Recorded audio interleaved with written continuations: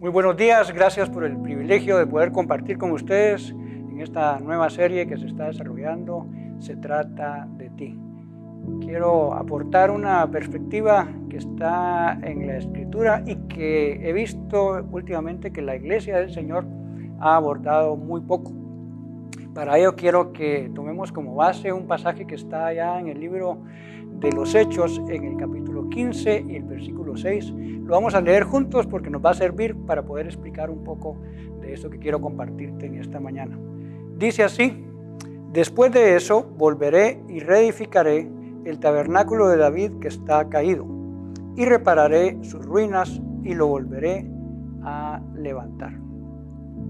Para poder entender este pasaje es necesario que hagamos un recorrido a través del Antiguo Testamento para ver la forma como Dios se comunicó y tuvo comunión con el hombre. Y tenemos que ir hasta allá en el libro de Génesis, cuando vemos que Dios hace al hombre y a la mujer. Dios nos diseñó para poder tener comunión con Él. Ese fue su plan original y quiero decirte, ese sigue siendo su plan hoy en día. Dios diseñó al hombre para poder tener comunión con Él. Vemos ahí en el libro de Génesis que Dios se paseaba durante el día en el huerto y se encontraba cara a cara con el hombre y con la mujer, a los cuales había creado y para los cuales le había dado capacidades para relacionarse con Él. Todos sabemos lo que pasó en esa historia en el Génesis. El hombre y la mujer decidieron desobedecer los mandatos de Dios, de no comer de aquel árbol del conocimiento del bien y el mal, y por ello entonces pecaron. La palabra pecar significa no dar en el blanco, no hacer la voluntad del Señor, y entonces Dios decidió cambiar el plan que tenía, los echó del huerto y entonces decidió iniciar un nuevo plan para el hombre. En ese plan, Dios establece un grupo de personas que iban a tener comunión con Él, que se iban a relacionar. A ellos les llamó sacerdotes, y entonces Dios establece que construyan los hombres un tabernáculo. Les da las instrucciones específicas, y en ese tabernáculo es importante notar que solamente los sacerdotes podían entrar ahí en ese lugar. Si tú eras parte del pueblo, no tenías acceso a comunicarte con Dios, sino que era a través de los mediadores, que eran en este caso los sacerdotes. Dios les da instrucciones específicas allá en el libro de Éxodo. Por cierto, se tarda una gran cantidad de capítulos a partir del capítulo 25 de cómo debían construir el tabernáculo, cada una de las partes. Esto se conoce históricamente como el tabernáculo de Moisés, porque fue Moisés el encargado de levantar esta tienda. Tabernáculo significa lugar de habitación, y en este caso era una tienda móvil que ellos tenían, y que Dios les había dicho que cada vez que se movieran de un lugar a otro tenían que desarmar esa tienda y ser guiados por una columna de fuego o por una nube hacia donde Dios les estuviera guiando, y donde la nube o la columna de fuego parara, ellos ahí tenían que volver a construir el tabernáculo. En ese tabernáculo entonces Dios había dicho que ahí iba a habitar su presencia. Voy a mostrarte algunas imágenes de cómo estaba diseñado el tabernáculo para que podamos entender un poco del versículo que leímos al inicio. El tabernáculo de Moisés estaba dividido básicamente en tres grandes partes. La primera era lo que se llamaba el atrio. El atrio era la parte más exterior del tabernáculo, sin embargo estaba rodeado de una cortina. Nadie podía entrar al atrio más que los sacerdotes. Ahí en el atrio pues estaba un altar de sacrificios, y también había una pileta donde los sacerdotes debían lavar sus trajes antes de entrar en la siguiente área. Entonces, en el atrio del tabernáculo de Moisés, básicamente solo habían dos muebles. Recuerda esto siempre: el pueblo no tenía acceso a ese lugar.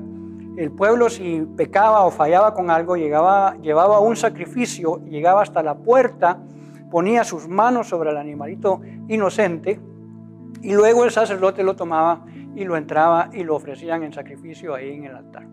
La segunda parte del tabernáculo era lo que se conoce como el lugar santo. En el lugar santo solo podían entrar algunos de los sacerdotes, no todos. Era una familia, básicamente era la familia de Aarón, las que tenían a su cargo todo el trabajo del tabernáculo. Entonces, cuando entrabas tú al lugar santo, básicamente encontrabas en ese lugar tres muebles. El primero de los muebles, a la izquierda, si yo estoy viendo hacia el fondo del tabernáculo, el primero de los muebles aquí a la izquierda, era una lámpara con varios brazos, y los sacerdotes tenían que poner aceite en esas lámparas y mantenerlas encendidas. Por cierto, debo decir que el libro de Hebreos nos dice que muchas de esas cosas que pasaron en el Antiguo Testamento son sombra o figura de cosas que iban a venir. Hoy no tenemos todo el tiempo para estudiar cada uno de los significados de cada uno de esos muebles, pero déjame decirte que prácticamente todos apuntaban hacia Jesucristo. Entonces, a mano izquierda estaba la lámpara de varios brazos, y al frente, si yo miraba hacia el frente, miraba un pequeño altar del incienso, más o menos de esta altura, en el cual los sacerdotes tenían que poner constantemente incienso, y ese lugar estaba lleno de ese olor del incienso que se estaba quemando. Aquí a mi mano derecha entonces quedaba una mesa en la cual los sacerdotes tenían que poner unos panes, y los tenían que cambiar cada semana. Eran los panes de la presencia de Dios. Esos panes estaban ahí en la presencia del Señor durante todo ese tiempo. Hasta el final de la semana entonces los retiraban, y la familia, los sacerdotes, se alimentaban de eso. Era parte del beneficio de ser sacerdote, de tener a cargo todos esos utensilios y muebles, el que ellos al final de la semana entonces comían de ese pan. Si yo estaba viendo de frente hacia el fondo del lugar santo, allá al fondo encontraba una cortina gruesa, alta, que llegaba desde el techo hasta el piso. No tenía ninguna unión. Entonces quiero que lo pienses por un momento. ¿Cómo se entra detrás de esa cortina si no hay forma de abrirla y entrar? La única forma de entrar es por abajo.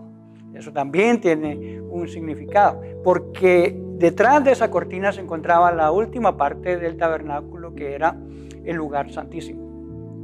En el lugar santísimo, Dios había dicho que ahí iba a habitar su presencia literalmente. Y en ese lugar santísimo solamente había un mueble. Ese mueble era el arca del pacto. El arca del pacto era una caja de madera de acacia que estaba forrada de oro por todo lado, y tenía unos anillos en los cuales se metían unas varas para poder transportarla. Ya les conté que el tabernáculo era móvil, y cuando la presencia de Dios se movía de un lugar hacia otro, los sacerdotes y todos los ayudantes, los levitas, tenían que desarmar todo esto y llevárselo hacia el lugar donde Dios estaba llevando su presencia. Entonces el arca del pacto era lo único que estaba allá en el lugar santísimo. Dios había dicho que su presencia moraría literalmente sobre el arca del pacto. Quiere decir, en un sentido, que la pieza más importante del tabernáculo de Moisés, que hoy estamos repasando muy rápidamente, era el arca del pacto, porque allí sobre ella reposaba la presencia del Señor. Y una cosa importante, allá en el lugar santísimo, ya todos los sacerdotes no tenían acceso. Solamente uno de ellos, que era el sumo sacerdote, y escucha esto, solamente una vez al año tenía acceso a entrar en el lugar santísimo. En el lugar santísimo entonces moraba la presencia del Señor, y solamente un hombre una vez al año podía entrar ahí, y la Biblia dice que él tenía que santificarse, tenía que purificarse, porque si entraba con algún pecado, él podía morir allá dentro del lugar santísimo. Muy bien, esta es la estructura general del tabernáculo de Moisés.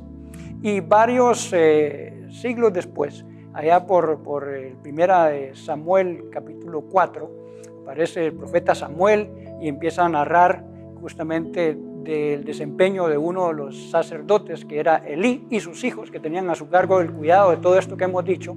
Por cierto, la Biblia nos dice que Elí no era diligente en hacer su trabajo bien. Uno de los fallos grandes que él tenía es que su familia estaba en desorden y él lo sabía y no tomaba acciones. En esa oportunidad, ahí en 1 de Samuel, capítulo 4, se nos dice de que tuvieron los israelitas un enfrentamiento contra los filisteos. Los filisteos eran un pueblo que constantemente estuvo en batallas contra el pueblo de Israel. Pues una de estas batallas estaban enfrentándose y resulta que los estaban derrotando a los israelitas. Dice la Biblia que los ancianos del pueblo tuvieron una brillante idea. Dijeron, ¿por qué no traemos el arca del pacto que está allá en el tabernáculo? La sacamos de ahí y la traemos aquí al campo de batalla.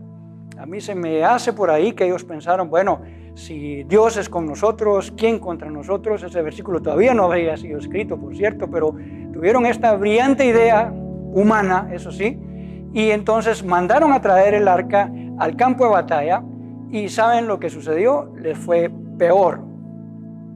Les fue tan mal que incluso dejaron abandonada el arca ahí en el campo de los filisteos y salieron huyendo y regresaron a Israel. Quiero que te ubiques en este momento porque es clave para poder entender el final de esta prédica. Dios había diseñado el tabernáculo para que dentro del tabernáculo estuviera el arca que representaba el lugar de su presencia. Y ellos llevaron el arca al campo creyendo con eso, casi usándolo como un amuleto, que con eso iban a encontrar la victoria.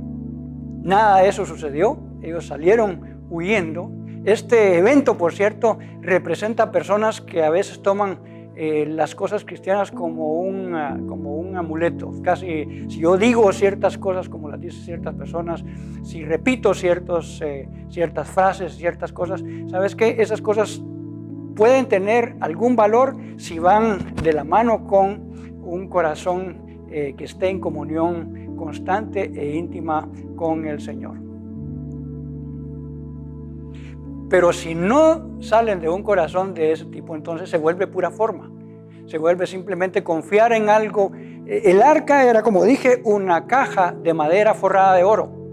No tenía una gran diferencia con hacer otra en otro lugar de manera similar. ¿Qué era la diferencia? Que Dios había dicho que si ellos eran obedientes y seguían sus mandatos, entonces sobre la tapa de esta arca que tenía un par de ángeles con las alas extendidas hacia adelante, sobre esa tapa Dios había dicho que iba a morar. Dejaron el arca por allá entonces abandonada y se fueron huyendo. ¿Sabes lo que pasó?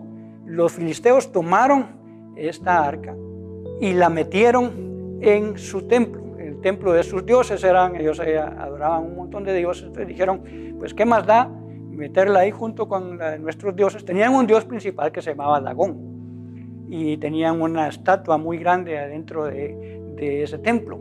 Resulta que al poner el arca ahí, al día siguiente encontraron a su imagen de Dagón postrada y la volvieron a parar y dijeron, pues tal vez, imagino que pensaron, tal vez tembló alguna cosa, y resulta que al día siguiente volvió a suceder lo mismo. ¿Y sabes qué? A la gente le empezaron a salir algunas llagas y algunas cosas en la piel, y ellos se dieron cuenta que era justamente porque ellos habían tomado el arca de la presencia del Señor para meterla dentro de sus propios ídolos. Entonces dijeron, mejor, ¿sabes qué? Mejor enviémosla de regreso porque nos está yendo mal. Este grupo de personas, en el caso de los filisteos, representan también hoy en día alguna gente que quiere traer las cosas de Dios, pero no quiere hacer cambios interiores en sí. Tienen malos hábitos, tienen vicios, tienen pecados, tienen varias cosas y quieren decir, bueno, yo quiero las cosas de Dios, pero no quiero cambiar nada de lo que está en este templo que no está correcto. Y entonces te voy a decir una cosa, eso no funciona así, más bien puede pasar como les pasó a los filisteos, que se les revirtió y no fue de bendición, sino más bien les salió mal el plan, ¿verdad? Entonces dicen ellos, mejor, ¿saben qué? Envíenla de regreso, envíen el arca de regreso, porque nos está trayendo mal. La ponen en una carreta con unas vacas y la dejan ir. Y como no hay casualidades en el reino de Dios, entonces la carreta va por un camino sin alguien que vaya manejándola y llega a un lugar que se llama Bet-Semes. Los habitantes de Bet-Semes, cuando vieron llegar el arca, ellos la destaparon. Por cierto, déjame contarte que dentro del arca habían algunas cosas como recordatorio de algunas obras que Dios había hecho. Estaba una vara que había reverdecido, la vara de Aarón, estaba un poco del maná, etc. Pero estaba prohibido para el pueblo ver lo que había dentro. Sin embargo, los de Bet-Semes tomaron a la ligera esto y entonces destaparon el arca, y dice la Biblia que ese día murieron 50,000 personas. Este grupo de personas representa hoy en día a algunas personas que toman a la ligera las cosas santas de Dios y dicen, no hay que ser tan radicales, no hay que ser tan así, si ya no estamos en esos tiempos, ¿verdad? Me gusta comentar, por ejemplo, que en el Nuevo Testamento hubo dos personas que le mintieron a Dios respecto de una ofrenda que iban a hacer. Y si tú lees allá en el libro de Hechos, dice la Biblia que ambos eran esposos, murieron por mentirosos. Eso entonces me dice que el Dios de justicia, el Dios de santidad sigue siendo el mismo. Y uno debería, así como en el tabernáculo de Moisés había una pileta para limpiarse y poder entrar limpio a las siguientes partes del tabernáculo, también nosotros deberíamos vivir una vida santa, porque Dios es santo. Y vamos a ver en un momentito que la falta de santidad trae muerte, así como en el principio con Adán y Eva, la desobediencia trajo muerte. No solo física, porque ellos no murieron instantáneamente, murió algo de su espíritu, una separación de la relación con Dios. Y mucho de lo que estamos hablando hoy tiene que ver con que la alabanza y la adoración no es solo cantar. La alabanza y la adoración realmente es comunión y comunión íntima con el Señor. Y algunas de estas pautas que estamos viendo espero te puedan servir para que tú puedas arreglar algunas cosas en este tabernáculo. Ahora nosotros somos el templo del Señor hoy en día, para que tú puedas tener una comunión íntima, plena y completa con el Señor. El arca sigue su paso y finalmente llega a la casa de un señor que se llama Abinadab. Quiero decirte que el arca pasa 20 años en ese lugar. Y una cosa importante para que nos ubiquemos en todo el contexto de lo que estamos hablando. El tabernáculo de Moisés estaba allá sobre un monte. Recuerda que sacaron el arca de ahí y la llevaron, y toda esta historia que te estoy contando. Y mientras tanto, entonces, la gente seguía yendo a adorar allá al tabernáculo que estaba en Silo. Una cosa importante es que no había arca en ese tabernáculo. Esto representa gente que se queda simplemente con la forma, con la costumbre de hacer ciertas cosas, pero ya no hay una pasión, ya no hay un fuego en el corazón, sino cantamos, pero por cantar, aplaudimos, pero por aplaudir, leemos la Biblia, pero porque hay que hacerlo, etcétera, cosas que pudieran ser prácticas muy buenas, pero que sin la intención del corazón se vuelven simplemente formas, se vuelven religiosidad. La gente seguía yendo allá al tabernáculo en Silo, que no tenía arca, no tenía presencia de Dios, la presencia de Dios no estaba ahí, pero la gente por costumbre seguía subiendo. Finalmente en esta historia aparece David, y David se da cuenta de todo esto que había pasado, le narraron, y David dice, no puede ser posible, tenemos que traer el arca de regreso. En medio de su intención de traerla es aquella historia que tú has escuchado, donde dice que David iba danzando para poder ir a traer el arca del Señor. En la primera ocasión que lo intentó hacer, lo hicieron no de la manera que la Biblia decía. Recuerda que el arca tenía unas varas para que los sacerdotes y levitas las cargaran. La trajeron de nuevo en una carreta, y esa desobediencia trajo incluso muerte. La segunda vez entonces le dicen a David, no, lo que pasa es que hay que traer el arca cargada por los levitas. Y David dice, ok, hagámoslo de esa manera, hagámoslo en el orden de Dios. Y David entonces trae el arca a Jerusalén. Ahora, un dato súper importante para el mensaje de hoy. Recuerda que el tabernáculo de Moisés estaba allá arriba en un monte sin arca. David trae el arca de regreso ahora, pero ¿sabes qué hace él con el arca? No la lleva al tabernáculo de Moisés. David construye una pequeña tienda ahí en Jerusalén, sin mucho protocolo, sin mucha forma, sin muchos muebles, básicamente solo era la tienda, y en esa tienda mete el arca que él acaba de traer. Y ahí dice la Biblia que David entraba y adoraba a Dios y tenía comunión con Dios. Esta tiendita es conocida como el tabernáculo de David. Si te das cuenta, la Biblia no dice ahí en el libro de Hechos donde leímos que Dios va a restaurar el tabernáculo de Moisés.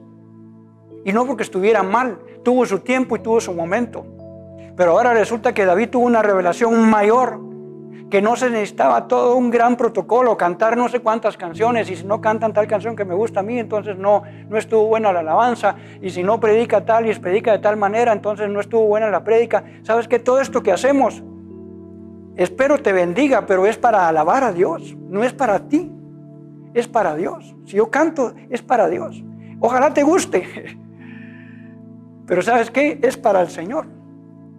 Entonces David tiene esa revelación de que no se necesita todo ese gran protocolo para poder entrar y tener comunión con Dios. Y a eso se le conoce como el tabernáculo de David. Y dice ahí en el libro de Hechos donde leímos que es este tabernáculo, este lugar de encuentro sin protocolo. O estás adentro de la presencia de Dios o estás afuera.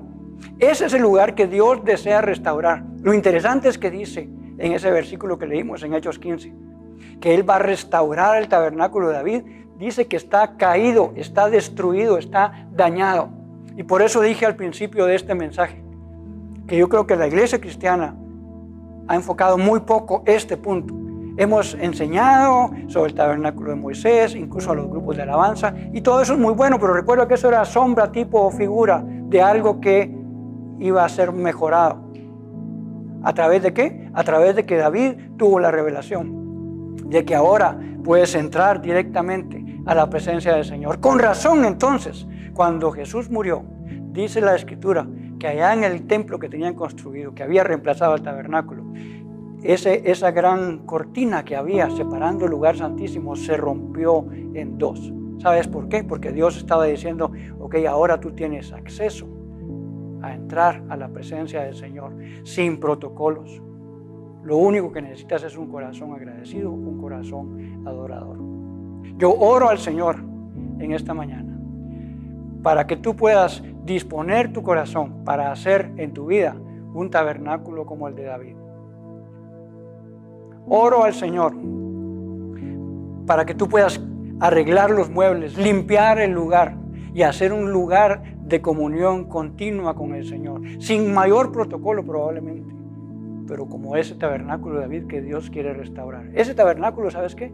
Está en nuestro corazón. Dios eligió ya no morar en edificios. Dios eligió morar en templos hechos por Él, templos de carne y hueso como nosotros. Es solo que tú lo entiendas y tú lo dispongas. Y quiero decirte una última cosa, que tú lo aproveches. Por eso la Biblia dice, teniendo ahora libre acceso hasta el lugar santísimo para encontrar oportuno socorro, acerquémonos confiadamente al trono de la gracia. Que el Señor te bendiga. Muchas gracias por darme la oportunidad de compartir contigo.